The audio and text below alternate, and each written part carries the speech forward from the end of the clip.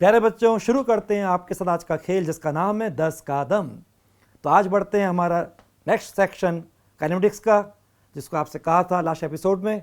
आज हम बात करेंगे प्रोजेक्टाइल मोशन और रिलेटिव मोशन की। चलिए शुरुआत करते हैं। अब आ रहे हैं प्रोजेक्टाइल मोशन। प्रोजेक्टाइल मोशन मतलब a combination of horizontal and vertical motion. Generally मैंने आपसे कहा था शुरू में, जब भी कोई फेंके, आपने बॉल फेंका है, इसमें सबसे पहले ध्यान रखना है प्रिकॉशन के लिए जो फॉर्मूला आप याद रखते हो, इसको मान लो हॉरिजॉन्टल डायरेक्शन के लिए आई कैप और वर्टिकल के लिए मान लीजिए इसको जे कैप। और ढंग से अगर समझाऊं तो मान लो सपोज ग्राउंड के हिसाब से प्लेन हो गया एक्जेक्ट प्लेन, तो ये हो गई आपकी वाई डायरेक्शन। हम अपनी पढ़ाई को आसान करने के लिए जो भी हमने हॉरिजॉन्टल डायरेक्शन मान ली, उसको हॉरिजॉन्टल कह दिया एक्स और आई कैप कह दिया, और इसको वर्टिकल बोल दिया, जबकि इसको लाइन दिखा रहे, जबकि पूरा एक हॉरिजॉन्टल ग्राउंड है।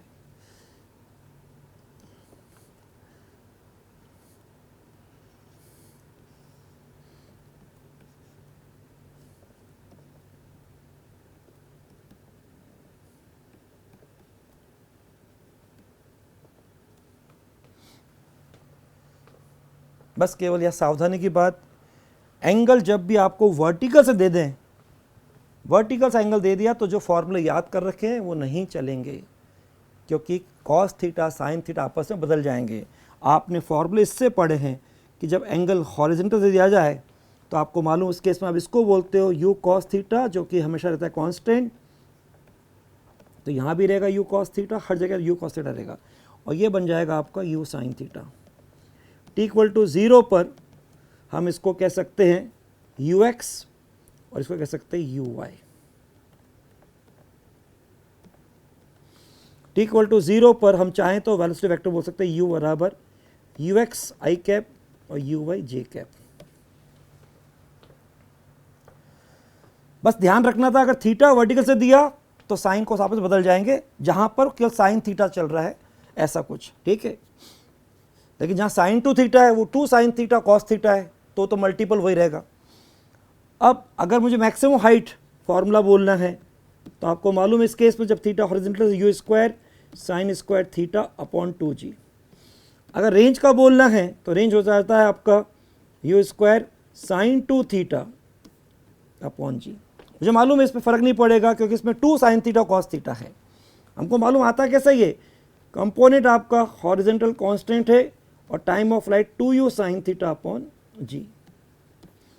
अब आप देख सकते हैं अगर ये एंगल वर्टिकल से होता तो यहाँ साइन होता, यहाँ कॉस होता, लेकिन मल्टीपल और वही बन जाता, तो रेंज का फॉर्मूला वही का वही रहेगा।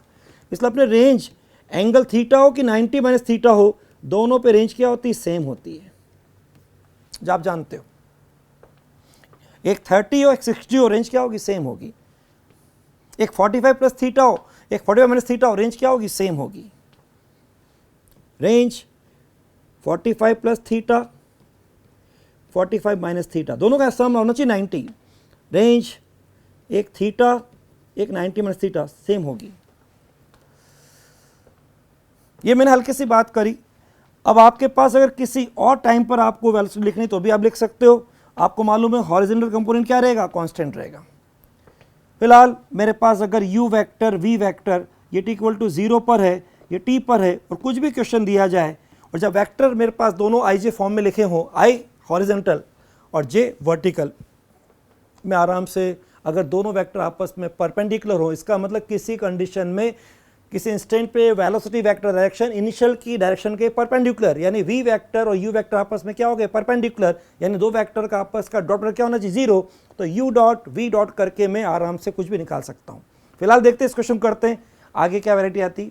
हाँ जी, एक रिकॉल कराया था आपको मैंने, एंगल 30 विद द हॉरिजॉन्टल, कोई दिक्कत नहीं, मुस्कुराते रहें, यानी कि अपने जो फॉर्मूले याद है वो आराम से चलेंगे।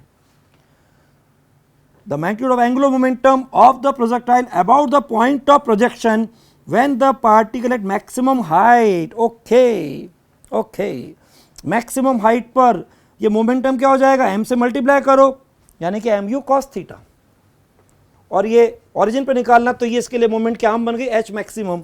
तो मेरा जवाब हो गया जो मुझसे पूछा है ओरिजिन पे एंगल मोमेंट को अगर एल से बताऊं, m u cos theta into h maximum, m u cos 30, अभी मैं लिख रहा हूं, बाद में इसको आप मुँह जमा नहीं करोगे, देखना, you square sine square 30 upon 2g।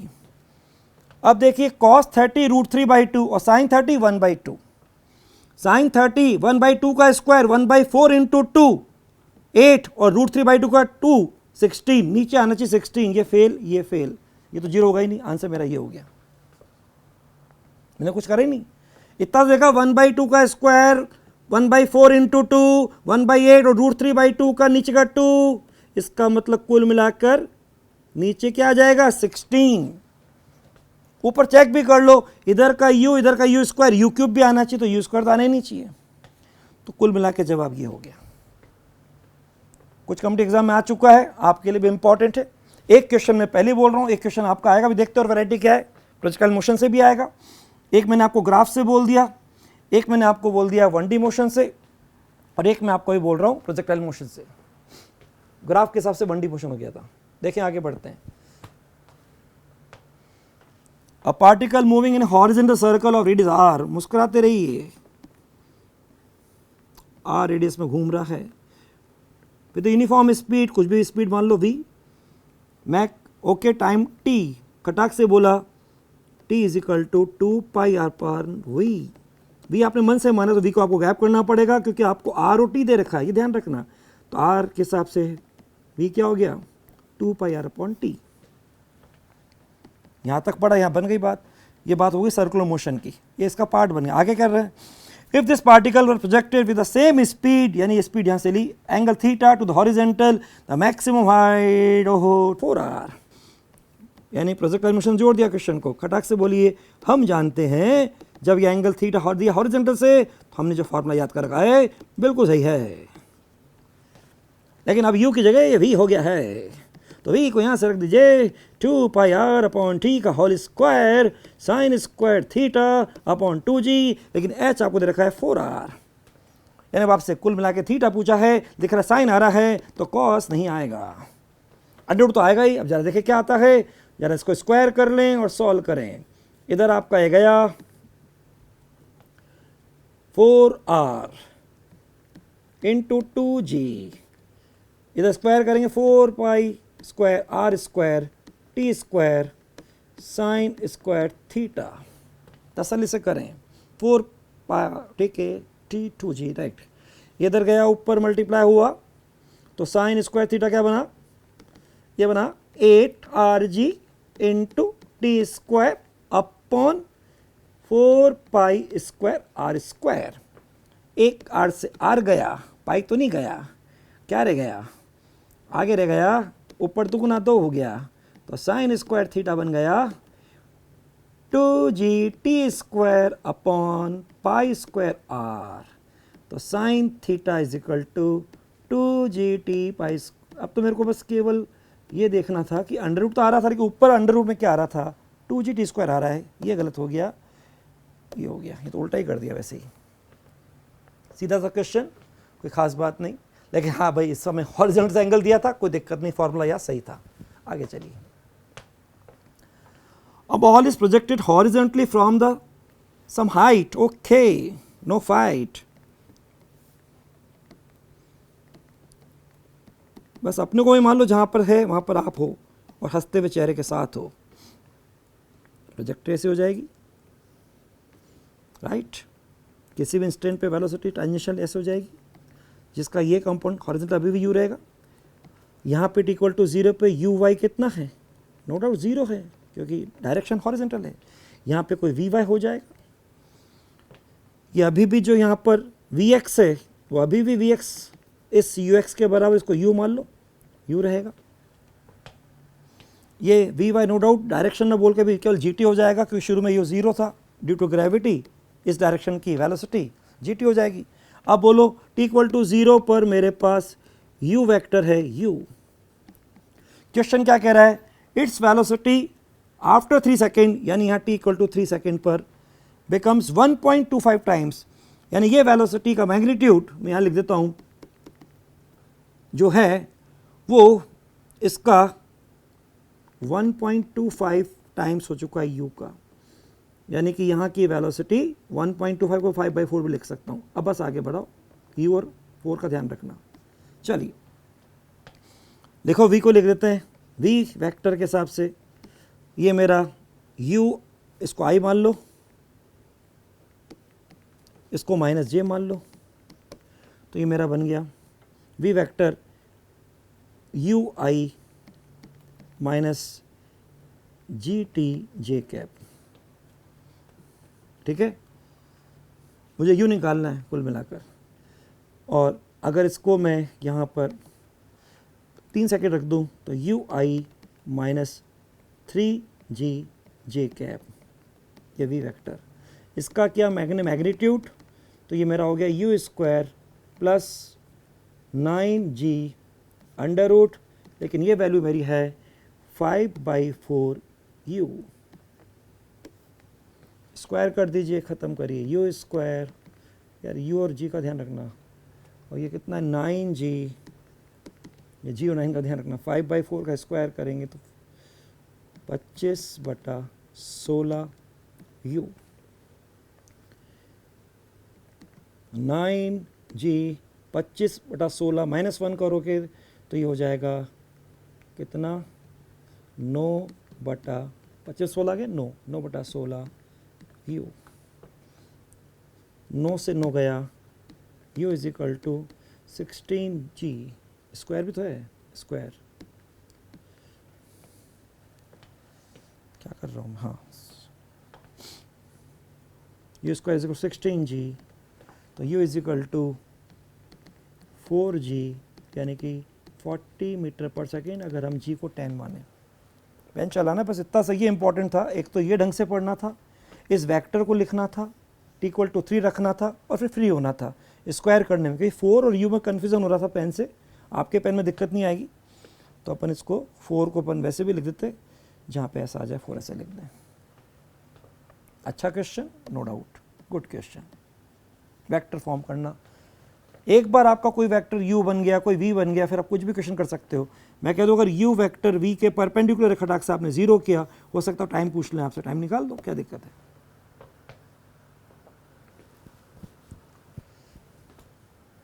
A particle is projected from a horizontal plane, ठीक है, xz प्लेन, शुरू में मैंने आपको बनाया था, क्योंकि वो प्लेन xz है तो y डायरेक्शन क्या हो जाएगी, परपेंडिकुलर, वो हो जाएगी vertical, such that this velocity vector at time t is given by so and so. देख लेते हैं, v वेक्टर आपको दे दिया इस बार ai cap plus b minus CTJ cap. Its range on a horizontal plane is given by, हम अगर इसको नॉर्मली ऐसे करें तो v वेक्टर क्या बनता है, ux वही रहता है i कैप, और वो बन जाता है uy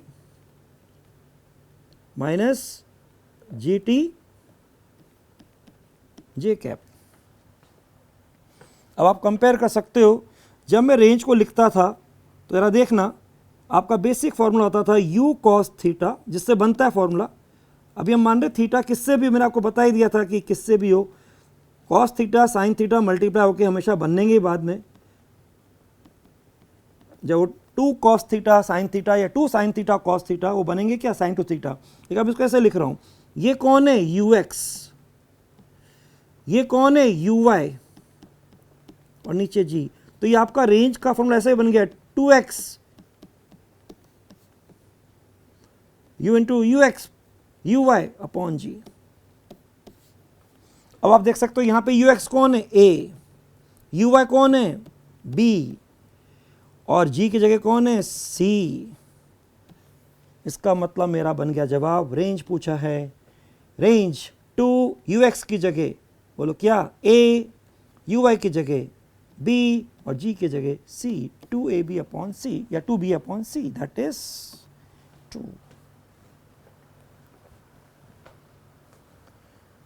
a particles projected from a tower as shown in figure, जहां फेंके वहीं पे आप आ जाएं हंसते हुए चेहरे के साथ। ये एंगल दिया 37, बस ये ध्यान रखना तरीका, जहाँ पे 37 53 आ जाए, एक याद तरीका बता रहा हूँ, इसको बेस मानिए, अगर इस बेस को बोलूँ 4, इसको बोलूँ 3, तो ये एंगल होता है हमेशा 37।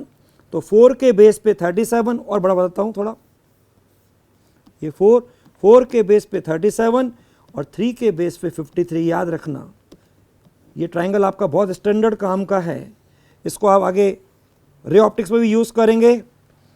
4 के बेस पर, क्योंकि कॉस में आता है बेस अपॉन हाइपोटेनियस, अब इसको बेस मान रहा हूँ तो इसको हाइट बोल रहा हूँ, इसको हाइपोटेनियस बोल रहा हूँ, इसको पी बोल देते परपेंडिकुलर, वरना हाइट से दिक्कत हो जाएगी, हाइपोटेनियस। तो अगर मुझे ध्यान रहेगा कि बेस 4 पे कौन सा एंगल है, तो मैं खटाक से बोलूँगा cos 37 4/5, sin 37 3/5। तो अगर यहाँ कंपोनेंट होगा तो जो भी u है, लेकिन कौन 4/5, यहाँ पे u जो भी है, लेकिन कौन सा कंपोनेंट, sin 37 3/5। ये मेरा हो गया काम। क्या पूछा है, the distance from the foot of tower it will strike the ground. समझ गए आप, ये जहाँ भी गिरेगा ये डिस्टेंस, जिसमें ये इसकी स्पीड हमेशा क्या है, कांस्टेंट, मान लो टाइम t इक्वल कुछ भी निकालना है कैपिटल T, इतने टाइम में इतने से ये फॉल हुआ। लेकिन इनिशियल अपने पास यहाँ पे दे रखी वेलोसिटी, मैं u को रख दूंगा, दे रखी कितनी वेलोसिटी मेरे पास 500/3, ठीक है, हो जाइए फ्री। इनिशियली आपके पास इस डायरेक्शन को माना मैंने पॉजिटिव, तो ये डायरेक्शन सब क्या हो गई, नेगेटिव, ये भी नेगेटिव, जी भी नेगेटिव, तो मैं ऐसे लिख देता हूँ माइनस, इसको h बोल देता हूँ यहाँ पे h, तो minus h is equal to initially u y negative, t की जगह capital T minus half g t square, minus minus minus गया, तो यहाँ से बना h को मैं लिख देता हूँ, चलो बाद में रखेंगे वैल्यू, यू वाई को पहले रख दो, यू वाई जो अपने पास है डायरेक्ट रख दो, यू वाई कितना हुआ, u इंटू 500/3 इंटू 3/5 है ना, 3 इंटू टी प्लस हाफ, जी को 10 बोल ही दिया है, इसको 5 कर देते हैं, वैसे कोई बात नहीं, टी स्क्वायर, ये हो गया 100t plus 5t square. h कितना, अब h रखी दो 515। चलिए इसको यहाँ से 5 से काटें तो ये हो गया 300, ये हो गया 20t और ये हो गया टी स्क्वायर। जैसे t आ जाएगा डिस्टेंस में लिख दूंगा, ये जो इसका कंपोनेंट है u cos 37 इंटू टी, ये डिस्टेंस आ जाएगी d। अब t को निकालना है, इक्वेशन सॉल्व कर लो जरा, इसको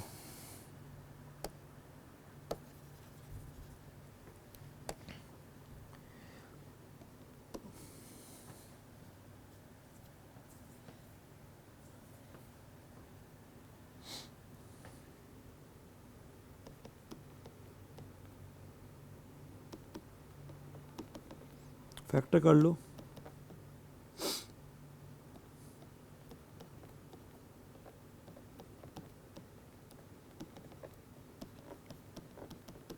टी नेगेटिव हो नहीं सकता, तो एक आ गया t माइनस 10 इक्वल टू 0, हो गया t प्लस 30 इक्वल टू 0, लेकिन t माइनस 30 नहीं हो सकता, अपन ऐसे बता रहे हैं, और t इक्वल टू 10, यानी टाइम लग रहा है कितना, 10 सेकेंड, और 10 सेकेंड के हिसाब से इसको मल्टीप्लाई करें तो मेरे पास u की वैल्यू दे रखी कितनी, u 500/3, ये मन में बोलते हैं इंटू cos 37 4/5 इंटू टाइम 10, ठीक है साहब। तो यहाँ पे हमारा ये 4000/3 नो डाउट मीटर, क्या आंसर है 4000/3, जो है सो है। तो ये आपके वैरायटी प्रोजेक्टाइल मोशन, कुल मिला के एक क्वेश्चन आपका इंतजार कर रहा है। अब आगे बढ़ते हैं, रिलेटिव मोशन। बच्चों सबसे पहली बात है, कोई भी मोशन कभी एब्सोल्यूट नहीं हो सकता, कोई ना कोई इसका रेफरेंस होगा, कोई ऑब्जर्वर होगा जिसके रेस्पेक्ट को डिस्क्राइब किया जा रहा है। जब कोई एक पार्टिकल मोशन करता है तो हम कहते हैं अपने को ओरिजिन में मान लो, अब बन जाओ ऑब्जर्वर, तो आपके रेस्पेक्ट में मोशन डिस्क्राइब किया जा रहा है। लेकिन वास्तव में हर मोशन क्या होता है, रिलेटिव होता है। तो अपनी पढ़ाई को आसान करने के लिए जब अपन के दो पार्टिकल का मोशन हो, दो चीज़ का मोशन हो, तो उसको मान के चलो रिलेटिव है। जैसे मान लीजिए एक हीरो पिक्चर में ट्रेन के ऊपर भाग रहा है, तो हीरो भी हो गया, ट्रेन भी हो गई। दो ट्रेन पैरेलल क्रॉस कर रही हैं, दो फ्लाइट के हिसाब से प्लेन क्रॉस कर रहे हैं। या कह दीजिए आप चल रहे हैं, बरसात हो रही है, आप खड़े हैं तो बरसात के साथ को छाता खोलना है अपने को भीगने से बचाने के लिए। अगर आप चलते हैं तो अब आपको किस डायरेक्शन से आपके रिलेटिव, आपको बरसात आती हुई लग रही है, उसकी बूंदें आपके लिए गिर रही हैं, उसकी डायरेक्शन में आपको छाता खोलना होगा। दौड़ते हैं तो क्या होगा, अगर आप मोटरसाइकिल पे तेज चला रहे हैं तो उस समय पीछे वाले को छाता कैसे खोलना होगा। ये सब क्या हो गया, कौन किसके रिलेटिव। तो बस रिलेटिव मोशन में फिर इसी तरह आप बोलते हो, अगर मान लो कोई नदी बह रही है, उस पर तैराक तैर रहा है, तो तैराक का तैरना उसकी एक स्पीड हो गई, नदी का बहाव एक, उसकी स्ट्रीम वेलोसिटी एक हो गई। कभी किसी नदी के हिसाब से बोट से कभी अपस्ट्रीम की ओर जा रहे हो, कभी डाउनस्ट्रीम की ओर जा रहे हो। नो डाउट डाउनस्ट्रीम में जाओगे तो फेवर करेगा उसका डायरेक्शन, तो टाइम कम लगेगा। अपस्ट्रीम में जाओगे तो टाइम ज़्यादा लगेगा। दोनों की स्पीड अगर अलग बोल दें कि जो बोट है उसकी v1 है, पानी की अगर v2 है, तो डाउनस्ट्रीम में क्या हो जाएगा, टाइम कम लगेगा, तो v1 प्लस v2। अपस्ट्रीम में क्या होगा, अगर v1 ज़्यादा v2 तो v1 माइनस v2। डिस्टेंस जो भी चलनी है डिस्टेंस अपॉन लगा दो, टोटल आपके पास जो रिलेटिव वेलोसिटी है, रिलेटिव स्पीड है, टाइम निकाल लो। या फिर स्विमर के हिसाब से उसको कोई भी रिवर को क्रॉस करना है तो उसको किस तरह से तैरना है, रिवर क्वेश्चन जो आपके होते हैं, ये सब अलग से पढ़ा के रिलेटिव मोशन बोल दिया। ठीक है, अब ये क्वेश्चन यहाँ से भी आएगा। अब यहाँ पर केवल आपका तरीका ये क्वेश्चन को ढंग से पढ़ के ये मालूम कर लो कौन किसके रिलेटिव। तो पहले उसको पढ़ के समझना कौन किसके रिलेटिव है, और फिर उसके हिसाब से उसको लिखना है। और लिखने के बाद अगर वो आई जे फॉर्म में आ जाए तो क्वेश्चन को मुस्कुरा के सॉल्व कर देना है, क्योंकि आई और जे जब आ गए तो आई और जे आपस में क्या है, परपेंडिकुलर, तो अब आराम से फ्री होकर कर सकते हो। जब चाहो उसका निकाल लो मैग्नीट्यूड, जब चाहो जिसके रेफरेंस में उसको डायरेक्शन पूछ लीजिए। अगर आई के रेस्पेक्ट में एंगल पूछा है तो आई वाले को एक्स को बेस बना लो, अगर वाई के रेस्पेक्ट में एंगल पूछा है तो वाई को बेस बना लो, अगर स्पेस की बात कभी जेड के रेस्पेक्ट में तो उसको बेस बना लो। आपने डायरेक्शन कोसाइन भी पढ़ा है, cos alpha cos beta cos gamma, जिनका स्क्वायर करो cos square alpha plus cos square beta plus cos square gamma क्या होता है मालूम है आपको। तो अब जरा देखें इसमें क्वेश्चन कैसे होते हैं। बस रिलेटिव में जब आप लिख रहे हो, अगर मैं लिखता हूं A with respect to B, वो रिलेटिव वेलोसिटी हो, रिलेटिव डिस्प्लेसमेंट हो, पोजीशन वेक्टर हो, कुछ भी हो, मैं इसको एक्स बोल देता हूं, ज़्यादा अच्छा रहेगा एक्स। तो एक्स में A with respect to B, जिसको आप लिखो x A minus x B, जिसको आप पढ़ते समय बोलते हो एक्स ए में हमको रिवर्स करके एक्स बी को माइनस एक्स बी को जोड़ना है। ये फॉर्म जब अपने वेक्टर एडिशन में जाता है पर हल्का सा बच्चा घबराता है, चेहरा ऐसा हो जाता है। लेकिन अगर आई जे फॉर्म में हो और ये भी आई जे फॉर्म में हो, कितना आसान होगा, आई वालों को एक साथ जोड़ो, जे वालों को एक साथ जोड़ो। अगर ये भी आई जे के में हो, ये भी आई जे के में हो, कितना आसान होगा, आई वालों को एक साथ, जे वालों को एक साथ, के वालों को एक साथ, जयराम जी। ठीक है, चलिए पहले क्वेश्चन करते, जहां जैसे जरूरत होगी देख लेंगे। आई जे के अप्रोच सबसे आसान अप्रोच होता है, इसका ध्यान रखिएगा। चलिए पहले इस क्वेश्चन को देखें, जगह कितनी चाहिए। A train is moving along two parallel rail tracks towards north with speed. Okay, दो पैरेलल ट्रैक पर एक ट्रेन ए तो जा रही है नॉर्थ में, और एक ये 72 को खटाक से मल्टीप्लाई करो 5/18 से, और इसको भी करो 108 को 5/18 से, तो ये हो गया 20, और ये अगर 5/18 से करो ये हो गया 30। ये चला 20 नॉर्थ, इसको मान लिया पॉजिटिव जे, साउथ इसको मान लिया नेगेटिव जे, ये चला 30।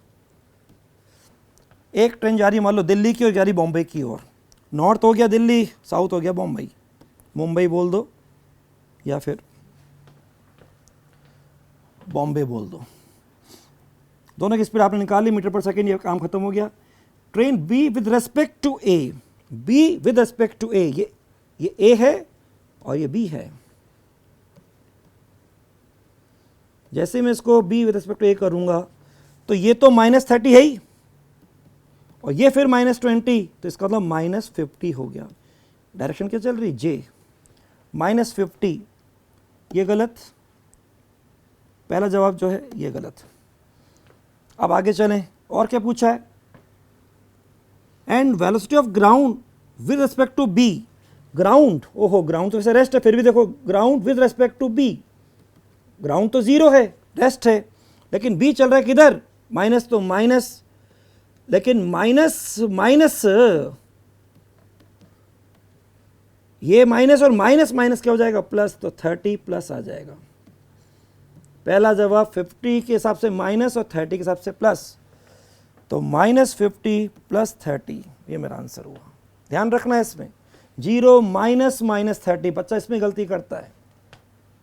भाई साउथ डायरेक्शन आपके लिए वैसे नेगेटिव है, तो पूछा ग्राउंड का with respect to B train, तो ग्राउंड की तो हो गई 0 माइनस -30, क्योंकि जो बी ट्रेन वो चल रही साउथ में, साउथ नेगेटिव है, तो ये +30 हो गया मीटर पर सेकेंड।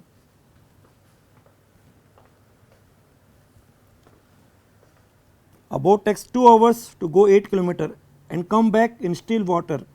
इसका मतलब सबसे पहले तो ये देखना है कि बोट की स्पीड क्या है, जाना 8 लौटना 8, टाइम लगा 2 घंटे, 16/2 ये बोट की स्पीड हो गई 8 किलोमीटर पर आवर। देख लेंगे बाद में क्या कन्वर्ट करना नहीं करना, ये आपका पहला काम हो गया, फर्स्ट लाइन का काम खत्म। विथ वाटर वेलोसिटी ऑफ, अब दे दी वाटर वेलोसिटी 4, ये भी दे रखी किलोमीटर पर आवर, कोई दिक्कत नहीं, इसलिए आपने सही, कोई दिक्कत नहीं। The time taken for going up stream of 8 and coming back is, जाना ये अप स्ट्रीम कह दीजिए, ये डाउन स्ट्रीम कह दीजिए। जब इसमें जाएंगे तो ये ऑपोज करेगा, तो मेरे पास यहाँ पर हो जाएगी अप स्ट्रीम केस में हो जाएगी ऑपोज करते हुए 8 - 4, टाइम लग जाएगा t1, टाइम t1 क्या हो जाएगा, डिस्टेंस कितनी हो गई 8/8 - 4, और डाउन स्ट्रीम केस में फेवर करेगा, तो डाउन स्ट्रीम केस में vd हो जाएगी स्पीड 8 + 4, ये t2 हो जाएगा 8/8 + 4। टोटल टाइम क्या हो गया, t = t1 + t2, 8/8 - 4, 8/8 + 4, ये मेरा हो गया यहाँ पर 2 प्लस ये हो गया 8/12, यानी कि हो गया 4 दूनी 8, 2/3, ये 2 आवर प्लस 2/3 आवर, यानी कि 2 आवर। अब देखें ऑप्शन क्या है मिनट्स में, तो इसको अगर हम कन्वर्ट करें 2/3 × 60, यानी कि 40 मिनट्स। 40 मिनट्स तो हो गया आपका डाउनस्ट्रीम वाला पार्ट, 2 आवर्स हो गया आपका, ये कुल मिला के जवाब तो हो गया 2 आवर्स 40 मिनट। ये तो क्वेश्चन का आंसर हो गया। लेकिन अब इसको ऐसे बोलें आंसर चेक करने के लिए, अप स्ट्रीम का टाइम लगा था 2 आवर्स, अलग से अगर पूछते, डाउन स्ट्रीम केस में पानी का भाव फेवर करेगा तो टाइम कम लगेगा 40 मिनट्स, जिसको आप 2/3 आवर कह रहे हैं। तो अगर आपसे अलग अलग भी पूछ लें तो भी आपका जवाब है, और कभी रेशो पूछ लें कि टाइम अप स्ट्रीम केस में अपॉन डाउन स्ट्रीम केस का रेशो क्या होगा, तो ऊपर 2 नीचे आवर में 2/3, यानी 3:1। समझ रहे बात को, अच्छा question. The speed of swimmer still water, ठीक है, तो river 10 metre flowing due east बना ही लेते हैं।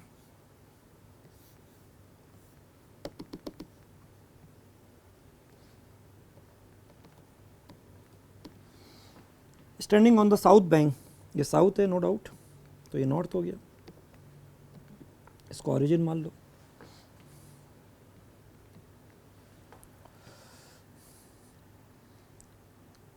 विशेष to cross the river along the shortest path. कटाक साहब के 2 केस होते हैं, शॉर्टेस्ट वाला पर ध्यान से पढ़ा, शॉर्टेस्ट के लिए नो डाउट इसको इधर की और ऐसे एंगल से तैरना होगा कि अगर इस स्ट्रीम की ये जो वेलोसिटी है कितनी 10, इसको यहाँ दिखा दूँ, तो इन दोनों का रिजल्टेंट अलोंग विड्थ आना चाहिए, जो इसका शॉर्टेस्ट पाथ होगा, जो आपको समझ में आ रहा होगा। ये लॉ पैरेललोग्राम के हिसाब से इस एंगल अगर थीटा मान लेता हूँ, तो ये 10 है, ये नो डाउट कितना है 20, ये 10, तो ये भी 10, तो साइन थीटा जिसका दिख रहा है टूवर्ड्स वेस्ट है, वैल्यू कितनी हो गई 10/20, यानी कि 1/2, यानी theta = 30 degree no doubt towards west. ये जो रिवर विड्थ है, अगर इसको मैं d मान लेता हूँ, तो इसके अलोंग नो डाउट इसके साथ एंगल थीटा है 30 डिग्री वेस्ट, तो ये तो जवाब मेरा हो गया नो डाउट। इसी में आपको ध्यान करिए, अगर मैं यहाँ पर इस टाइम को पूछो टाइम कितना लगेगा इसको, तो नॉर्मली आप इसको बोल सकते हो इसका ये, इसको मान लीजिए v, इसको मान लो u, न्यूमेरिकली ना बोलकर, ये u है ये v, इधर कंपोनेंट क्या हो जाएगा v cos थीटा। विड्थ को मैंने d बोला है तो टाइम लगेगा displacement along the width d, component along the width v का v cos थीटा। कभी टाइम पूछो टाइम भी निकाल लोगे। इसी में आपसे पूछ लें ये टाइम मिनिमम कब होगा, तो दिख रहा है cos थीटा नीचे आ रहा है, जब cos थीटा होगा मैक्सिमम, cos थीटा मैक्सिमम यानी थीटा इक्वल टू क्या 0, तो cos थीटा मैक्सिमम क्या हो जाएगा 1, तो टाइम हो जाएगा मिनिमम d अपॉन v। अगर इसको मिनिमम टाइम में वहाँ पहुँचना है तो उस समय अपने को थीटा को रखना होगा ऐसे, और नो डाउट उस केस में आपको ध्यान आ जाएगा कि अगर हम डायग्राम को वापस बनाएं तो शायद जब स्विमर बिल्कुल रिवर की जो चौड़ाई उसके अलोंग अपने को स्विम करता है, तैरता है, तो रिजल्टेंट के अंदर वो कहीं, कलर चेंज करता हूँ,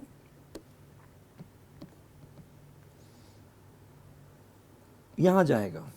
ये t इक्वल टू 0 है, ये time t no doubt minimum जो दे रखा है वो अपने पास आ चुका है, और ये इस डायरेक्शन में इतना ड्रिफ्ट हो जाएगा।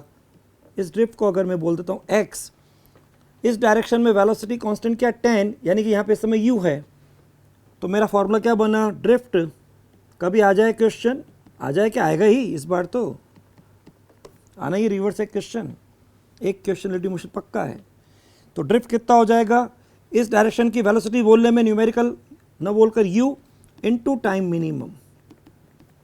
कितना सीधा फॉर्मूला बन रहा है। जब आ रहा है तो इसको कलर चेंज कर देते हैं,